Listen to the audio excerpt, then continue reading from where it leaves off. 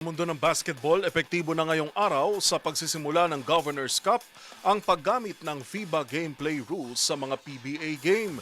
Yan ay upang makasabay at maihanda ang Gilas Pilipinas sa pagsabak nito sa international stage. Kung ano ang mga panuntunang isasagawa sa loob ng court, alamin sa report ni Matchpoint Mili Borja.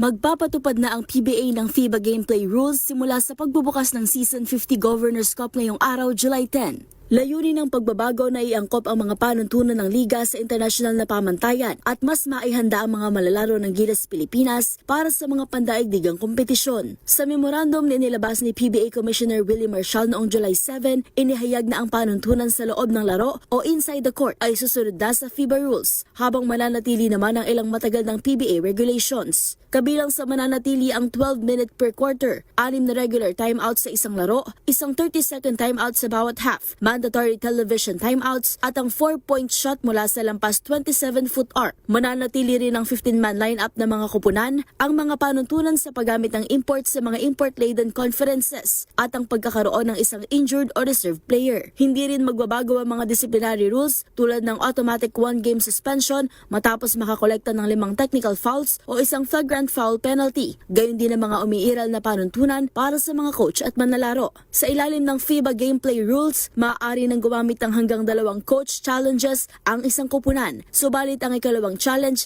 ay papayagan lamang kung magiging matagumpay ang una. Sa overtime, 2 team fouls ang papayagan bago pumasok sa penalty sa ikatlong foul. Ang mga bench technical fouls ay direktang ipapataw sa responsableng manlalaro o assistant coach sa halip na sa head coach. Mananatili rin ang panuntunan ng PBA ukol sa bench decorum, uniforme, game protests, game cancellations at ang kinakailangang hindi bababa sa 8 eligible players ang nakabihis bago magsimula ang isang laro. Binigyan din ng memorandum na ang mga panuntunan naman sa labas ng aktwal na laro ay mananatiling nasa ilalim ng umiiral na PBA rules. Kinilala rin ni Marshall na mga ngailangan ng panahon ng mga kupunan, coach, manlalaro, opisyal at iba pang stakeholders upang makapag-adjust sa pagbabago. Ayon sa kanya, mahalaga ang hakbang na ito upang mas mapatatag ang programa ng Gilas Pilipinas at mas maihanda ang mga lokal na manlalaro sa mga international tournament.